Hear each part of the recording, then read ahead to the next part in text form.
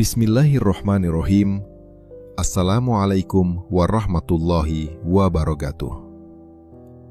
Marilah kita ngaji dan mengkaji bersama. Apakah hikmah dari segala sesuatu yang terjadi agar kita menjadi pribadi yang selalu bahagia, bersyukur, serta ridho dengan segala ketetapannya, sehingga akhirnya jiwa menjadi tenang, penuh senyum saat menghadap Sang Pencipta nantinya.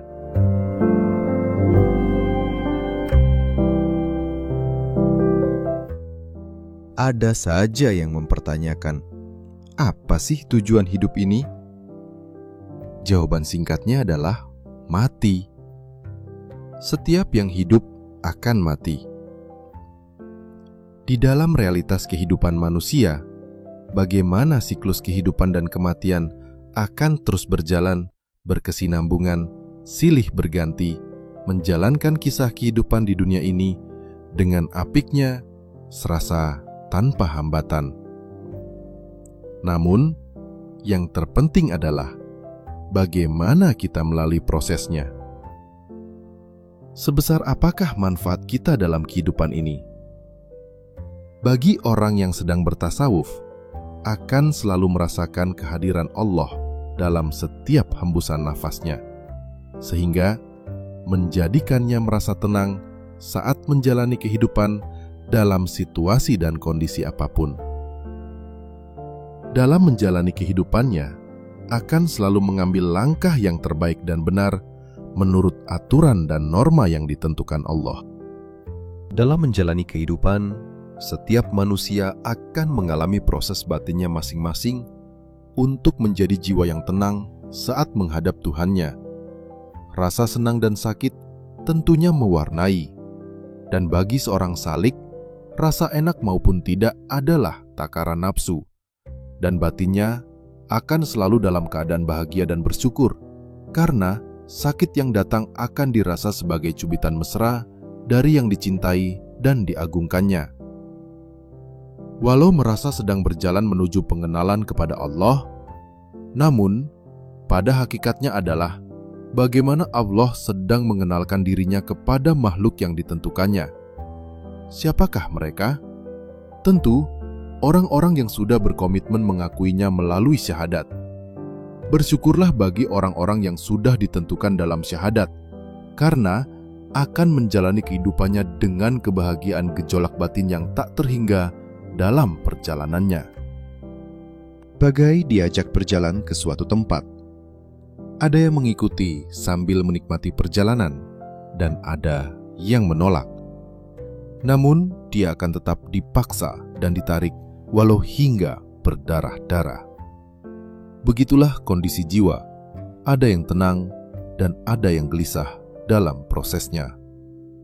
Pada umumnya, seseorang yang sedang berproses akan mengalami kondisi kehidupan yang terpuruk hingga merasa dalam kondisi lemah lunglai tak berdaya. Segala yang diinginkan selalu dipatahkan, tidak sesuai harapan. Kondisi ini adalah proses untuk menundukkan nafsunya agar patuh dan tidak berontak saat diajak berjalan menujunya. Dan berikut beberapa tahapan bagaimana seseorang yang sedang dibimbing menuju Allah. Tahap pertama adalah tobat.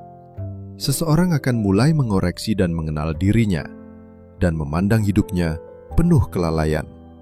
Ia pernah lalai dari sholat, sibuk mengejar dunia, dan menuruti nafsu.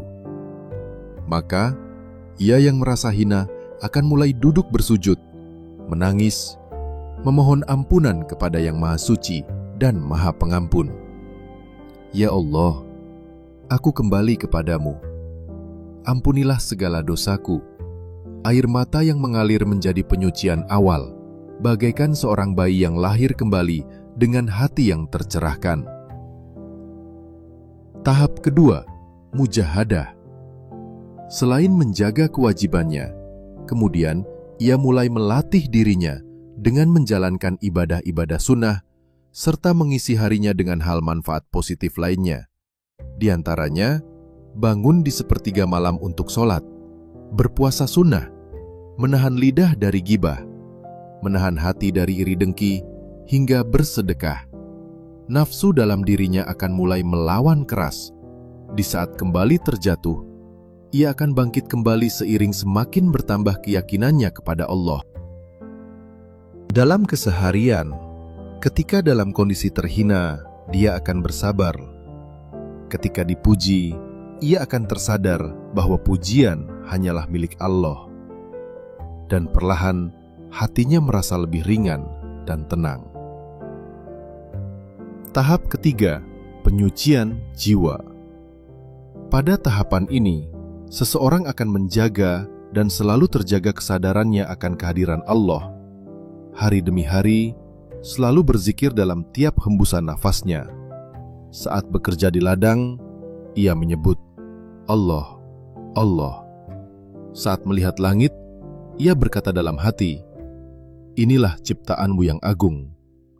Dan perlahan, dunia tidak lagi menikatnya, menempatkan nafsu di belakang, sehingga tidak lagi membedakan enak ataupun tidak enak lagi. Semua menjadi nikmat, karena selalu merasakan kehadiran Allah dalam setiap langkahnya. Tahap keempat, penyaksian cahaya atau tajalli. Pada suatu malam, ia yang sedang sholat dengan penuh khusyuk, tiba-tiba merasa seolah-olah dunia hilang, dan yang ada hanya dirinya dan Allah. Air matanya mengalir deras, bukan karena sedih, tapi karena bahagia merasakan kedekatan dengan Allah yang tak pernah ia alami sebelumnya. Semenjak itu, ia akan melihat tanda Allah di segala sesuatu. Pada tetesan embun, ia melihat kasih-Nya. Pada sakit yang menimpanya, ia melihat teguran lembut-Nya. Pada rezeki sekecil apapun yang datang, ia melihat cinta-Nya. Tahap kelima, fana dan baqo.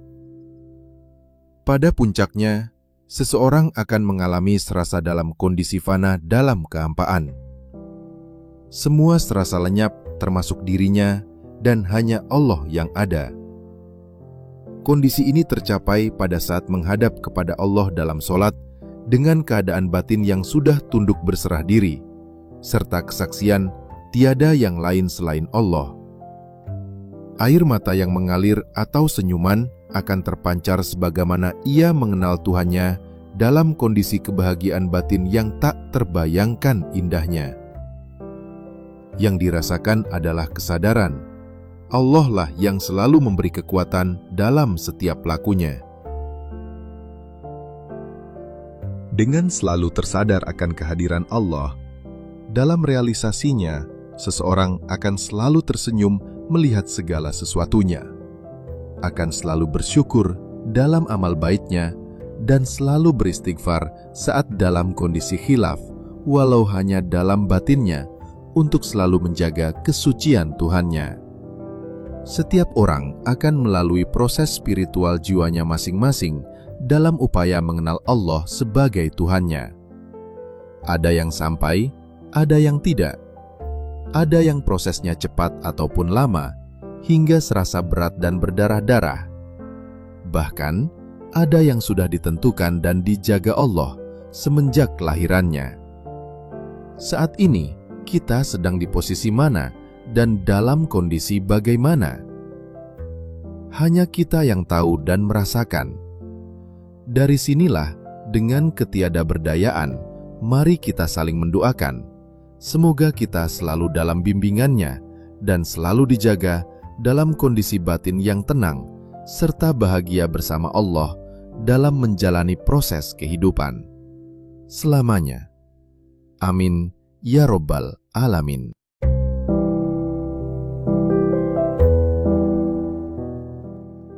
Wassalamualaikum warahmatullahi wabarakatuh.